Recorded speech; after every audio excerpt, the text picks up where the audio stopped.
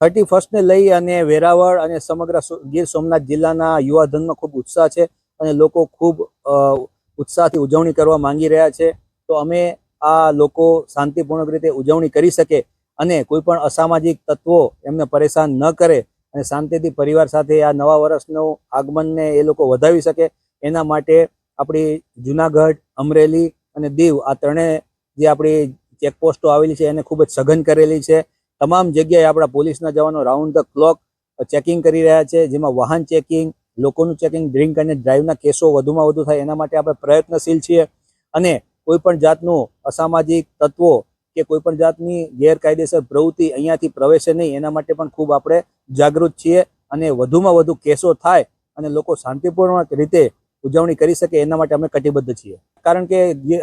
ગીર સોમનાથ જિલ્લામાં આપણું જે સાસણનું જંગલ, જે સિંહ જોવા માટે અત્યારે પ્રવાસીઓનો ખૂબ ઘસારો છે. આ ઉપરાંત જે વિશ્વ પ્રસિદ્ધ સોમનાથ જ્યોતિર્લિંગ છે તેના પર દર્શન કરવા માટે ખૂબ લોકો આવી રહ્યા છે. આ પરિસ્થિતિમાં જિલ્લામાં બહારના પ્રવાસીઓની સંખ્યા ખૂબ મોટા પાયે વધી ગઈ છે. તો આ પ્રવાસીઓમાં કોઈ અસામાજિક તત્વો આવી અને મહેફિલનો કેસ કરે કે દારૂ પી અને કોઈ છાકતા બની અને કોઈ ગેરકાયદેસર પ્રવૃત્તિ ના કરે એના માટે જિલ્લા પોલીસ દ્વારા LCB, SOG અને લોકલ પોલીસને સાથે રાખીને છેલ્લા 4 દિવસથી આપણે ગીર સોમનાથના તમામ યાત્રાધામોમાં હોટલ, ગેસ્ટ હાઉસ આપણે ચેક કરી રહ્યા છીએ અને એમાં મહેફિલના કેસો પણ કરી રહ્યા છીએ. અત્યાર સુધી લગભગ આપણે 3 જેટલા મહેફિલના કેસો કરવામાં સફળતા મળી છે અને હોટલ અને ધાબાઓ ચેક કરતા લગભગ 3 એવા જાહેરનામા ભંગના કેસો થયેલા છે, જેમાં આપણે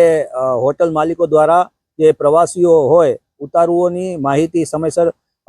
જેમાં અપલોડ કરવામાં આવેલ નથી એવા પથિક સોફ્ટવેરના પણ જાહેરનામાના ભંગના કેસો આપણે કરેલ છે. પોલીસ, જિલ્લા પોલીસ તરફથી હું SP ગીર સોમનાથ એક કડક સંદેશ આપવા માંગુ છું કે કોઈ પણ પ્રકારની તમારી અસામાજિક પ્રવૃત્તિઓ ચલાવી લેવામાં નહીં આવે.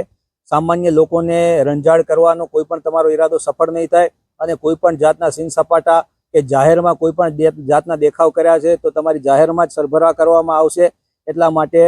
શાંતિથી લોકોને નવા વર્ષનું આગમન થાય એની ઉજવણી કરવા દેવી.